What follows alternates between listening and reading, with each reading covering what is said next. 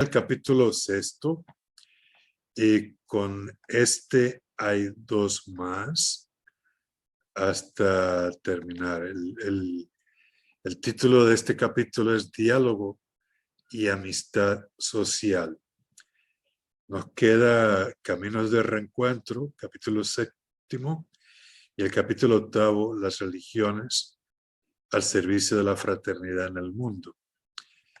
En este capítulo sexto, el diálogo y la amistad social empieza con unos cuantos verbos: acercarse, expresarse, escucharse, mirarse, conocerse, tratar de comprenderse, buscar puntos de contacto. Todo eso se resume en el verbo dialogar. ¿Qué es eso lo que significa dialogar?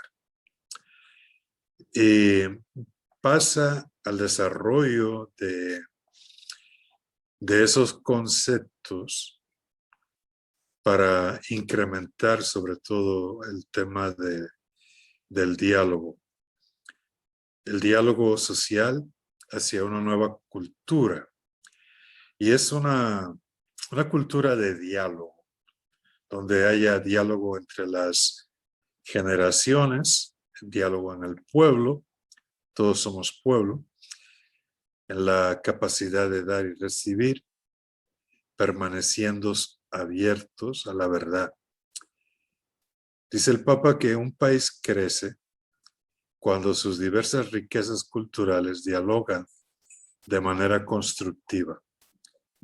La cultura popular, la universitaria, la juvenil, la artística, la tecnológica, la cultura económica, la cultura de la familia y de los medios de comunicación. Pero hay un problema. A veces, más que animarnos al diálogo, nos enfrentamos a un intercambio de opiniones, sobre todo en las redes sociales, que van más bien con carácter mediático del momento, el debate, y lo que aparenta es que son solamente monólogos paralelos, no hay un diálogo realmente, que se imponen a la atención de los demás, sobre todo por los tonos agresivos, pero los monólogos no comprometen a nadie, hasta el punto de que sus contenidos frecuentemente son oportunistas y contradictorios. Recuerdo una vez más a Monseñor Geldel Cámara, y él hablaba de la importancia del diálogo. En el diálogo se confluye, hay un punto de unión. Muchas veces cuando uno habla en una línea y otro habla en otra línea, lo que ocurre son monólogos paralelos, que tiene la misma definición de las líneas paralelas, aquellas que por más que se alarguen, nunca llegan a encontrarse. Aunque matemáticamente se definen las líneas paralelas que se encuentran en el infinito. Pero en lo que es nuestra realidad, realmente una corre al lado de la otra. Pueden correr en distintas direcciones, pero jamás van a servir para encontrarse. Y si vamos al diálogo, como la palabra de dos, que sería la definición etimológica de la misma palabra, y es una palabra acordada, encontrada, de riqueza. Aunque hoy día, en cuanto a las conversaciones que tenemos, y sobre todo a nivel de los medios, se difunden muchas noticias, pero casi siempre con la intención de perjudicar al otro. Se le descalifica completamente y primeramente, a veces aplicándole sobrenombres, en lugar de ir hacia un diálogo abierto y respetuoso, donde se trate de buscar y alcanzar una síntesis superadora. Y lo peor es que ese tipo de lenguaje abunda mucho en medio de la campaña política y se generaliza al punto que todo el mundo lo utiliza y se convierte como en lo normal. Fíjese en la campaña del 2016 que ante tantos adversarios que tenían los candidatos, se pasaron a los epítetos. Uno era el de las pequeñas, otro era el pequeño Marcos o Marquitos. Cada uno tenía un epíteto para insulto. Y lo mismo se aplicó durante esta campaña también, con la idea de descalificar. El debate, dice, es manoseado por determinados intereses que tienen mayor poder, procurando deshonestamente inclinar la opinión pública a su favor. Y dice no solamente por el gobierno de turno, porque ese poder manipulador puede ser económico, político, mediático, religioso o de cualquier género. A veces se le justifica o excusa cuando su dinámica corresponde a los propios intereses, pero tarde o temprano se vuelve contra esos mismos intereses. La falta de diálogo, pues ninguno de los sectores están procurando el bien común, sino los beneficios que otorga el poder o imponer su forma de pensar. Y entonces esas conversaciones se convierten en negociaciones para que uno pueda agarrar algo de poder y mayores beneficios posibles, pero no en una búsqueda conjunta que genere bien común.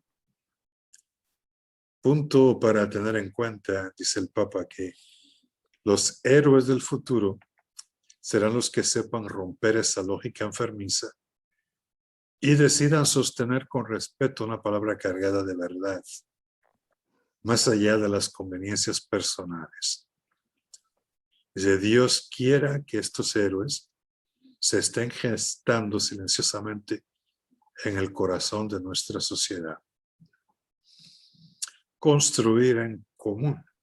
A eso se debe y es el interés del diálogo, de que lleguemos a acuerdos, sobre todo en el ámbito del diálogo social, respetando el punto de vista del otro, aceptando pues que pueda tener algunas convicciones o intereses legítimos, que tiene algo que aportar y que entonces eso nos conduzca en una discusión pública a la búsqueda del bien común, de que nadie se instale cómodamente en su modo de ver las cosas y sus intereses limitados, sino que se pase a la consideración de los intereses de la gran mayoría.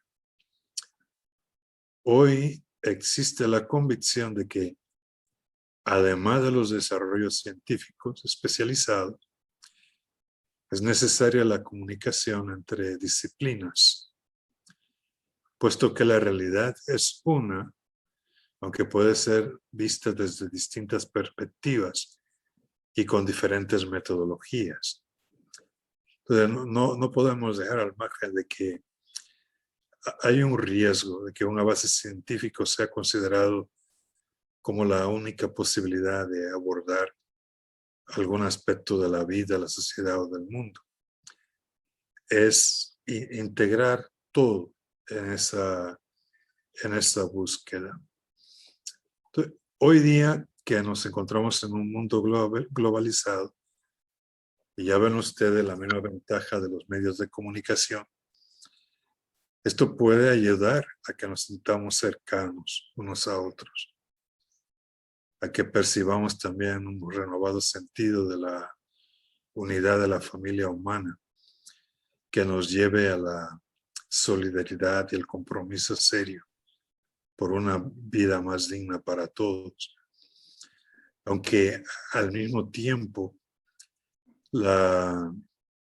estas formas de comunicación, pues hay que estar pendientes de ellas para que se utilicen de la manera correcta. Entonces, no se trata de aceptar un mundo digital que esté diseñado para explotar nuestra debilidad y sacar afuera lo peor de la gente, sino buscarlo para lo mejor. Fundamento de cómo llegar a los consensos. El relativismo, fíjense, decir que todo es relativo es una afirmación universal. Todo lo demás puede ser relativo y lo es, pero entonces esa misma definición no lo es.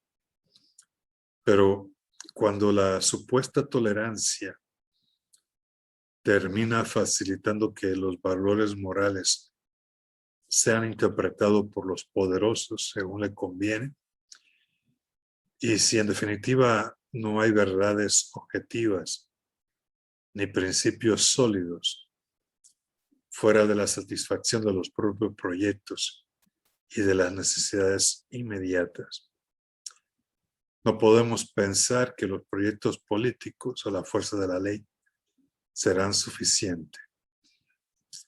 Cuando es la cultura la que se corrompe y ya no se reconoce alguna verdad objetiva o unos principios universalmente válidos, las leyes solo se entenderán como imposición arbitraria y como obstáculos a evitar. Se puede buscar la verdad que responda a nuestra realidad más honda. ¿Qué es la ley sin la convicción alcanzada tras un largo camino de reflexión y de sabiduría de que cada ser humano es sagrado e inviolable? Para que una sociedad tenga futuro, es necesario que haya asumido un sentido respeto hacia la verdad de la dignidad humana, a la que nos sometemos todos. Entonces no se evitará matar a alguien solo para evitar el escarnio social y el peso de la ley, sino por convicción. Es una verdad irrenunciable que reconocemos con la razón y aceptamos con la conciencia. Una sociedad es noble y respetable también por su cultivo de la búsqueda de la verdad y por su apego a las verdades más fundamentales. Con esto, de paso, el Papa ha tocado un tema bien importante con relación a las políticas que hay, que muchas veces se ofuscan en la línea contra el aborto. El problema del aborto es más amplio, en definitiva. No se arregla con ir a hacer marchas a las clínicas de aborto, ni siquiera con cambiar la ley. En definitiva, si no hay un cambio en el corazón de la persona humana, el aborto va a seguir siendo una realidad que ahí está presente. Y la ley se puede penalizar, se puede castigar, pero no va a ser la solución. El tema del aborto no es de ahora, no es de hace 25 años. El tema del aborto se podría decir que es tan común como la presencia del hombre sobre la tierra. Y anteriormente habían situaciones todavía más tristes y desgarradoras, tanto como el mismo aborto. Y sin embargo, la humanidad ha aprendido a superarla y alejarse de ella. No sé si ustedes han oído hablar de los niños expósitos. Y en los últimos años, se podría decir últimos 50 años y un poco más, la mayoría de estos niños expósitos eran expuestos, dejándolos en los conventos y monasterios. Algunas veces que los protestantes quieren insultar, dicen que se encuentran cadáveres de niños en los conventos de monjas. Y sí es cierto, pero eso no significa que las monjas se embarazaran y mataran las criaturas, sino que la gente, para abandonar una criatura, la dejaba tirada en los conventos, en el torno, en ese modo o medio como las monjas reciben mercancías y dan mercancías. También los expósitos vienen todavía de mucho más atrás, de mucho tiempo antes de Jesucristo. Cuando la mujer daba a luz, llevaban el niño a la plaza del pueblo y ahí lo exponían. Si el papá tenía algún interés por la criatura, fuera niño o niña, la recogía, la levantaba y se la llevaba a la casa. Y si al papá no le interesaba la criatura, cualquier persona que pasara por ahí y tuviera algún interés por la criatura, se la llevaba. Y si nadie se mostraba interesado por la criatura, pues la criatura viva era lanzada a la cloaca, al servicio de las aguas negras. Y ahí la criatura moría asesinada o víctima del hambre o como fuera. Y así de la misma manera como ha habido un progreso en esa línea, porque hemos alcanzado a valorar la dignidad de la vida humana, también se puede llegar para no solamente evitar matar por miedo al castigo, sino ya por una convicción y porque hemos llegado a un consenso, a un acuerdo de que la vida es una realidad importante. Ahora, no siempre la verdad aparece de una manera clara, porque muchas veces es manoseada, desfigurada, se oculta y sobre todo pues en los ámbitos públicos y privados. Lo que llamamos la verdad no es solamente la difusión de los hechos que realizan los medios a través del periodismo, la radio, la televisión, sino que son la búsqueda de los fundamentos más sólidos que están detrás de nuestras acciones y también de nuestras leyes. Supone aceptar que la inteligencia humana puede ir más allá de las conveniencias del momento y captar verdades que no cambian, que eran verdad antes de nosotros y lo serán siempre. Indagando la naturaleza humana, la razón descubre valores que son universales porque derivan de ella. Entonces, de ahí que los derechos humanos fundamentales, que son negados por los poderosos de turno, luego de haber llegado a un consenso con toda la población, pues no serían denigrados como ocurre ahora. Y lo mismo se terminaría el individualismo indiferente y despiadado en el que hemos caído, porque buscamos más bien lo que nos conviene en una actitud relativista. Entonces, gana el más poderoso y impone al más débil su supuesta verdad. Pero cuando hay normas morales que prohíben el mal intrínseco, no hay privilegios ni excepciones para nadie. No hay ninguna diferencia entre ser el dueño del mundo o el último de los miserables de la tierra. Ante las exigencias morales, todos somos absolutamente iguales. Entonces, hoy nos arrastra una lógica perversa y vacía, porque pareciera que hay una asimilación de la ética y de la política a la física. No existe el bien y el mal, sino solamente un cálculo de ventajas y desventajas. Se desplazó la razón moral y esto trae como consecuencia que el derecho no puede referirse a una concepción fundamental de justicia, sino que se convierte en el espejo de las ideas dominantes. Y en lugar de ir avanzando hacia adelante, degradamos, vamos nivelando hacia abajo por medio de un consenso superficial y negociador.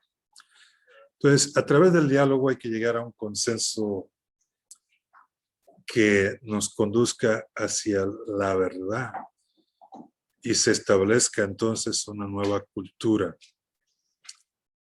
La vida, dice el Papa en el número 215, es el arte del encuentro, aunque haya tanto desencuentro por la vida. Reiteradas veces dice, ha invitado a desarrollar una cultura del encuentro que vaya más allá de las dialécticas que enfrentan, de un estilo de vida tendiente a conformar ese poliedro que tiene muchas facetas, muchísimos lados, pero todos formando una unidad cargada de matices, ya que el todo es superior a la parte. El poliedro es una figura geométrica que tiene un montón de caras. Representa a una sociedad donde las diferencias conviven complementándose, enriqueciéndose e iluminándose recíprocamente. Aunque esto implique discusiones, prevenciones, porque de todo se puede aprender algo. Nadie es inservible, nadie es prescindible, y esto implica incluir a las periferias. Quien está en ellas tiene otro punto de vista.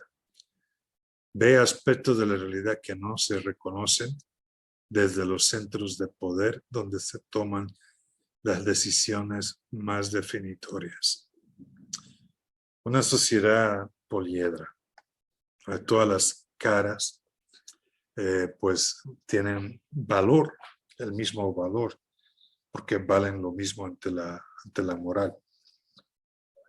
Es la sociedad donde tanto se valora al niño, como hoy, que me parece que es el Día del Niño, o se viene por ahí pronta su celebración. Pero también el anciano tiene su debido espacio, su debido lugar. No es solamente una sociedad homogénea donde todos los individuos tienen la misma edad, como si fuera una falsa familia. Entonces, el encuentro cultura y hacer la cultura del encuentro. Tener en cuenta que cuando el Papa habla de encuentro no se refiere a los constantes encontronazos que tenemos de un lado y de otro lado. Actualmente acá en Estados Unidos, con la crisis que se está viviendo a nivel de las armas, a nivel de las distintas manifestaciones de la violencia policial, el camino realmente es el encuentro a nivel de las diferentes culturas y a nivel de los distintos grupos sociales que forman el país. Es la manera como vamos a poder llegar a la paz, llegando o caminando pues a través de ese proceso de un consenso que nos lleve hacia el encuentro.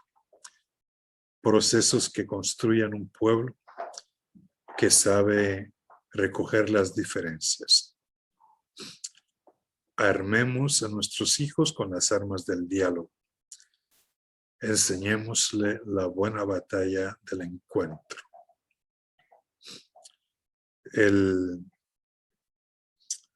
las distintas situaciones que se han vivido con lo de George Floyd y todo lo que después ha venido ocurriendo.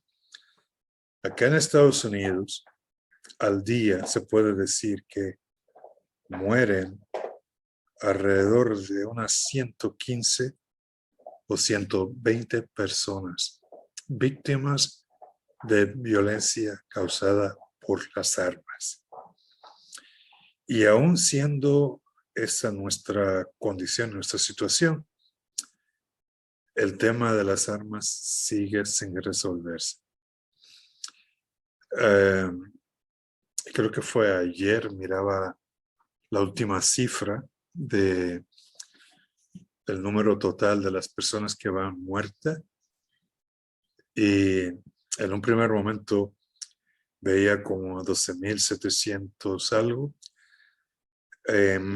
Menos de una hora después ya era 12.890 y el número va subiendo constantemente.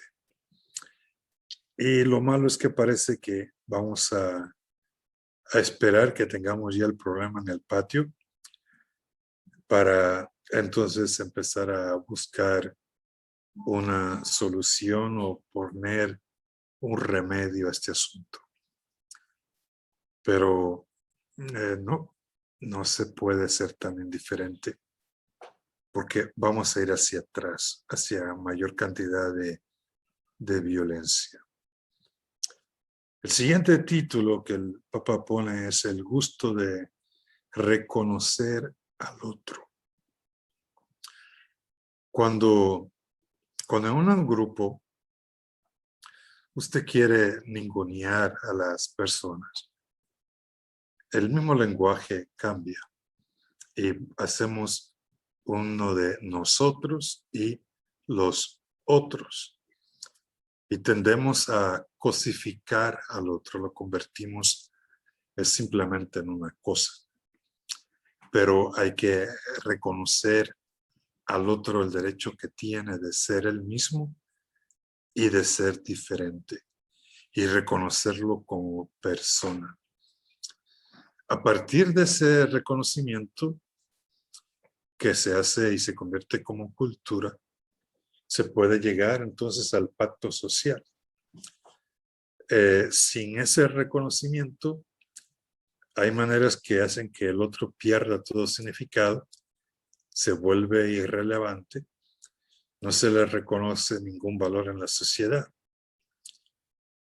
Detrás del rechazo de determinadas formas visibles de violencia, suele esconderse otra violencia más solapada, la de quienes desprecian al diferente, sobre todo cuando los reclamos de ellos perjudican de algún modo los propios intereses. ¿Cuál es el argumento más común contra los inmigrantes? Se convierten en otros.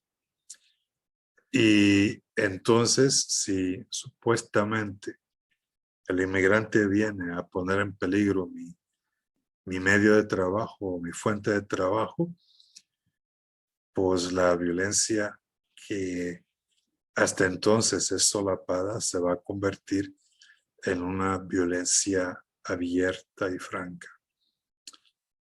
Fíjese este detalle. ¿Cómo es posible que una de las preguntas que a usted le hacen cuando viene al país, cuando emigra, o sea, ya está en proceso de arreglar su residencia o su ciudadanía, es si alguna vez ha participado en actividades de los nazis? Y resulta que ahora aquí, dentro de los grupos que hay racistas de gente blanca, está precisamente el movimiento nazi. Y en estos días, hace 1 o 2 días, en Arizona, había un grupo celebrando el cumpleaños de Hitler. ¿Cómo entender esto dentro de esta sociedad que está contra todo lo que signifique el nazismo, y sin embargo hay gente que esa es la política que cultiva? Y fíjese en el número 219. Cuando un sector de la sociedad pretende disfrutar de todo lo que ofrece el mundo como si los pobres no existieran, eso en algún momento tiene sus consecuencias. Ignorar la existencia y los derechos de los otros tarde o temprano provoca alguna forma de violencia, muchas veces inesperada, que es el problema que está pasando con el movimiento de la vida negra importa. Los sueños de la libertad, la igualdad y la fraternidad pueden quedar al nivel de las simples formalidades porque no son efectivamente para todos. O sea, por lo tanto, no se trata solamente de buscar un encuentro entre los que tienen diversas formas de poder económico, político o académico, sino un encuentro social real pone en verdadero diálogo las grandes formas culturales que representan a la mayoría de la población. Con frecuencia, las buenas propuestas no son asumidas por los sectores más empobrecidos porque se presentan con un ropaje cultural que no es el de ellos y con el que no pueden sentirse identificados. Por consiguiente, un pacto social realista e inclusivo debe ser también un pacto cultural que respete y asuma las diversas cosmovisiones culturales y estilos de vida que coexisten en la sociedad. Recuperar la amabilidad. Ir más allá de ese individualismo consumista que tenemos, donde los demás son obstáculos para nuestra tranquilidad. Parar de vivir eso de al sálvese quien pueda. A pesar de todo eso, podemos cultivar la amabilidad. Hay personas que lo hacen y se convierten en estrellas en medio de la oscuridad. San Pablo menciona un fruto del Espíritu Santo con una palabra griega, restotes o restotes, que expresa un estado de ánimo que no es áspero, rudo, duro, sino afable, suave, que sostiene y conforta. La persona que tiene esta cualidad ayuda a los demás a que su existencia sea más soportable, sobre todo cuando cargan con el peso de sus problemas, urgencias y angustias. Es una manera de tratar a otros que se manifiesta de diversas formas, como amabilidad en el trato, como un cuidado para no herir con las palabras o gestos, como un intento de aliviar el peso de los demás. Implica decir palabras de aliento que reconfortan, que fortalecen, que consuelan, que estimulan, en lugar de palabras que humillan, que entristecen, irritan, desprecian. La amabilidad es una liberación de la crueldad que a veces penetra en nuestras relaciones humanas. Hoy no suele haber ni tiempo ni energía para detenerse a tratar bien a los demás, a decir permiso, perdón, gracias. Pero de vez en cuando aparece el peligro de una persona amable que deja a un lado sus ansiedades y urgencias para prestar atención, para regalar una sonrisa, para decir una palabra que estimule, para posibilitar un espacio de escucha en medio de tanta indiferencia. Este esfuerzo vivido cada día es capaz de crear esa convivencia sana que vence las incomprensiones y proviene los conflictos. El cultivo de la amabilidad no es un detalle menor ni una actitud superficial o burguesa, puesto que supone valoración y respeto. Cuando se hace cultura en una sociedad transfigura profundamente el estilo de vida, las relaciones sociales, el modo de debatir y confrontar ideas. Facilita la búsqueda de consensos, abre caminos donde la exasperación que destruye todos los puentes es lo que hay como de rigor. Entonces, según la cultura del encuentro, de todos se puede aprender algo. Nadie es inservible, nadie es prescindible. Entonces tenemos que vivir en una sociedad pluralista, abierta al diálogo, respeta toda situación de dignidad ajena, integra a los diferentes, caminando hacia una paz real y sólida, y reconoce al otro el derecho de ser el mismo, recuperando la amabilidad. ¿Qué actitudes no ayudan al diálogo? La agresión que podemos llegar a manifestar muchas veces, por ejemplo, en los medios sociales, monólogos, cuando uno no se detiene a escuchar al otro, o la descalificación rápida y humillante. Entonces, el auténtico diálogo social supone la capacidad de respetar el punto de vista del otro. Y con esto concluimos el capítulo de esta noche, diálogo y amistad social. ¿Tienen algunas preguntas, algunas notas, algo que haya que aclarar? ¿Se entiende amabilidad y afabilidad? Aunque muchas veces se confunde. ¿En dónde queda entonces nuestra susceptibilidad? Que sin pensarlo dos veces por cualquier cosa nos ofendemos. Entonces, ahí quedan las cosas para ustedes. Padre, yo tengo una pregunta Sí, diga. en referencia a este capítulo en la parte 201 o el numeral 201. Ajá.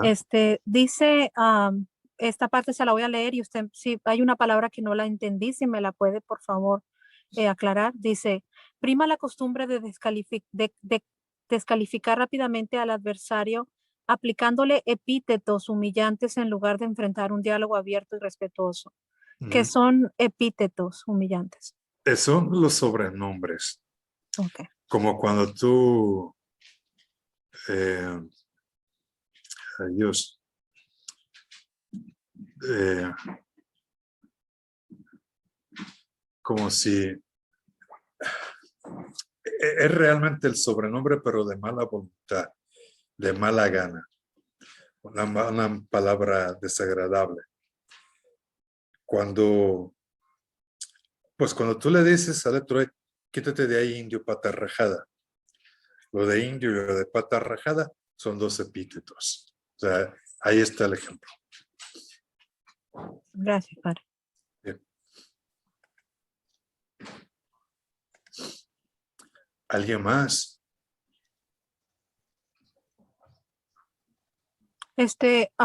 La gente hoy en día está pensando, bueno, también estaba leyendo que la gente cree que cuando nosotros estamos en las redes sociales, ¿verdad? De que la mayoría dice, bueno, yo tengo Facebook, yo tengo esta aplicación, yo tengo aquella, es para comunicarme con mi familia.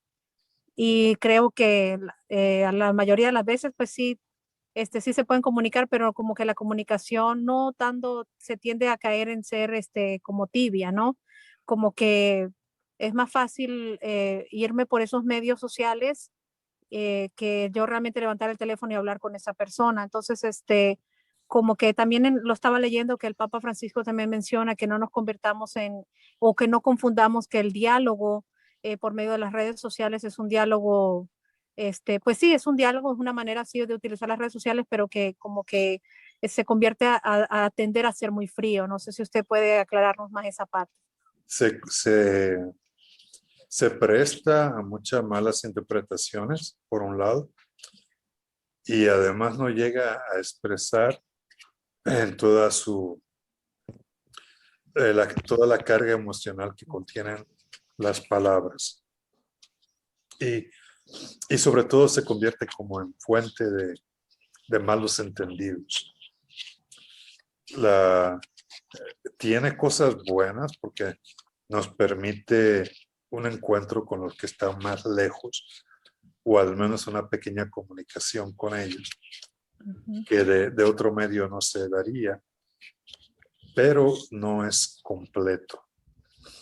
Fíjate también cómo al llegar a una mesa, todos los que llegan a la mesa llegan con su teléfono y hacen más atención al teléfono que tienen enfrente que a la persona que está ahí. Y entonces los que son medios de comunicación se están convirtiendo en obstáculos para la misma comunicación. Y sobre todo ese punto de que cuántas veces no ocurre la mala comunicación, la mala interpretación. Se convierte en elemento de conflicto en lugar de acercamiento.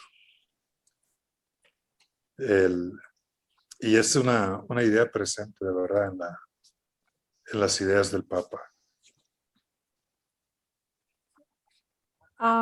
¿Por qué algunas personas, bueno, alguna vez lo malinterpreté, no sé, corríjame, tal vez a algunos de nuestros hermanos tal vez piense así, pero amabilidad es igual que ser buena persona, es una virtud, es un don. ¿Qué es la amabilidad? Porque como que eso casi nos hace falta, padre. Realmente las dos palabras son diferentes. Afabilidad y amabilidad. Usualmente le damos como el mismo valor, pero sería amabilidad la persona que es capaz de amar y dejarse amar, las dos cosas. Okay. La afabilidad entra en el ámbito de la cortesía.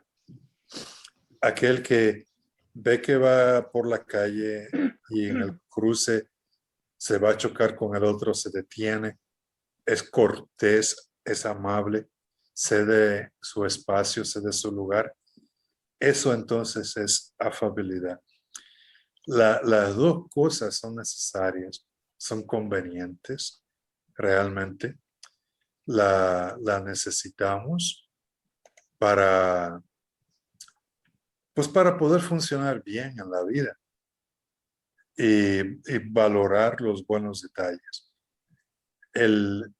Mi observación que yo haría de una manera particular es, hay entre nosotros mucha susceptibilidad y es mejor pensarlo dos veces antes de reaccionar de una manera susceptible.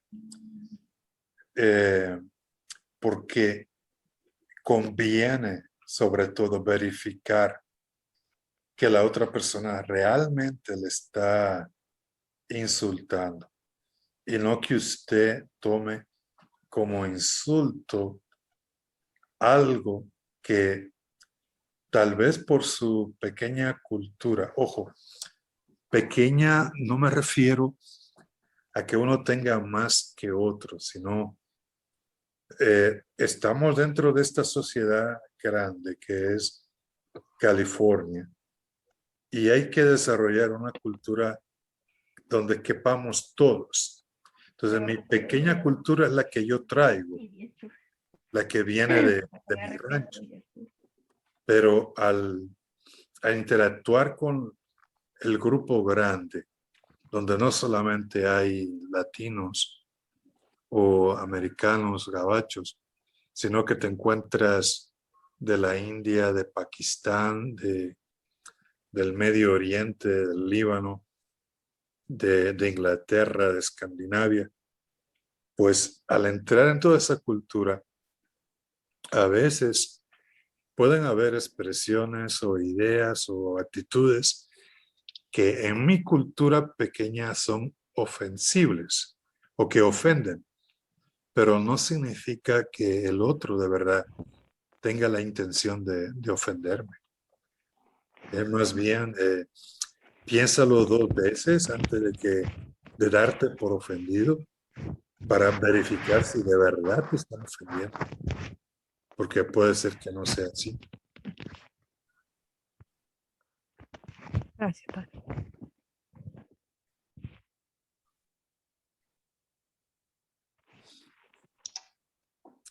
¿Alguien más con otra pregunta que tenga para el padre Ramón?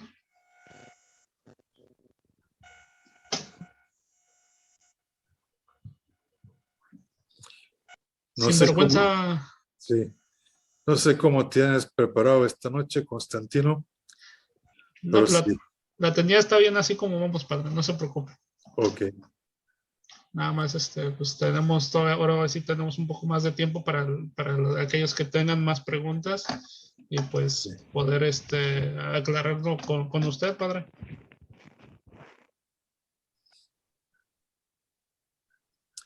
Recuerden que todo esto es en camino hacia la fraternidad.